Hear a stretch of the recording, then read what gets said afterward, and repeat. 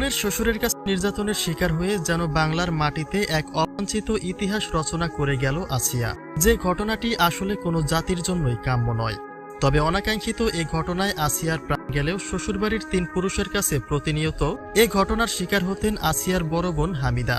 তার স্বীকারোক্তিগুলি এবার যেন আরও নির্বাক নিস্তব্ধ করে দিল গোটা বাঙালি জাতিকে। কেননা স্বামী হতে শ্বশুর দেবরের একমাত্র ভোগের পণ্য ছিলেন আসিয়ার বড় বোন হামিদা। তিনি বলেন, বোনের সঙ্গে ঘটনা তো ঘটেছে একদিন, কিন্তু তার সঙ্গে এমন ঘটনা ঘটত প্রতিদিন। হামিদা বলেন, সবকিছুর প্রতি একটা আদর ভালোবাসা থাকে, কিন্তু তার নিজের স্বামীও পশুর মতো আচরণে তাকে শুধু ব্যবহার করেছে এবং সেই সাথে সুযোগ করে দিয়েছে শ্বশুর এবং দেবরকে, যাদের হাতে প্রতিনিয়তই ধর্ষণের শিকার হয়েছেন আসিয়ার বড় বোন হামিদা। হতদারিদ্র পিতার অর্থ না থাকায় স্বামীর বাড়ি চিরতরে ত্যাগ করার সাহস তিনি জোগাতে পারেননি। কিন্তু যখন প্রতিনিয়ত ৩ পুরুষের নির্যাতনের সিদ্ধান্ত নিলেন এই নরক থেকে বিদায় নেবেন তিনি, ঠিক তখনই তার সঙ্গে প্রতিদিনের ঘটনাটি ঘটে গেল তার ছোট বোন আসিয়ার সঙ্গে। হামিদা তার বাবার দারিদ্রতার কথা চিন্তা করেই উপযুক্ত বয়সের আগে স্বামীর ঘরে পা রাখেন এবং তিনি তার সর্বোচ্চ চেষ্টা করেছেন সংসারটাকে টিকিয়ে রাখার জন্য। কিন্তু সেই সুযোগের ফায়দা নিয়ে তার সঙ্গে প্রতিনিয়ত করা হয়েছে অমানুষী নির্যাতন।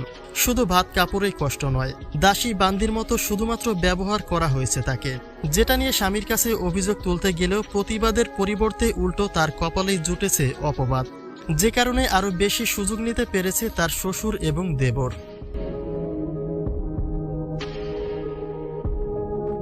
হামিদা বলেন, প্রথমত রাতের অন্ধকারে তার কাছে যেত শ্বশুর এবং দেবর। তারা পালা করে একজন করে তাকে ভোগ করত।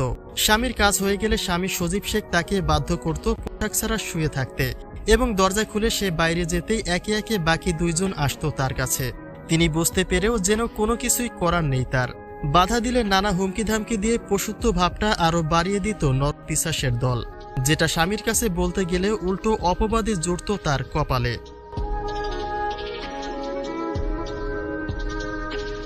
হামিদার বাবা একজন মানসিক ভারসাম্য হারানো অসুস্থ মানুষ। কোনো মতে টেনে টুনে চলে তার পরিবার। মানুষের বাড়ি বাড়ি গিয়ে কাজ করেও সন্তানদের লালন পালন করেছেন আসিয়ার মা, যে কারণে বাবার বাড়িতে গিয়ে ওঠার সাহসটিও হয়নি হামিদার। তিনি তো নিজে চোখে দেখেন যে কতটা অভাব অভাটনে চলে তার বাবার পরিবার, সেখানে কি করে আবার তাদের কাঁধের বোঝা তিনি হবেন। যে কথা চিন্তা করে 3 নরপশুর নির্যাতন দিনের পর দিন সহ্য করে গেছেন আসিয়ার বড় বোন হামিদা।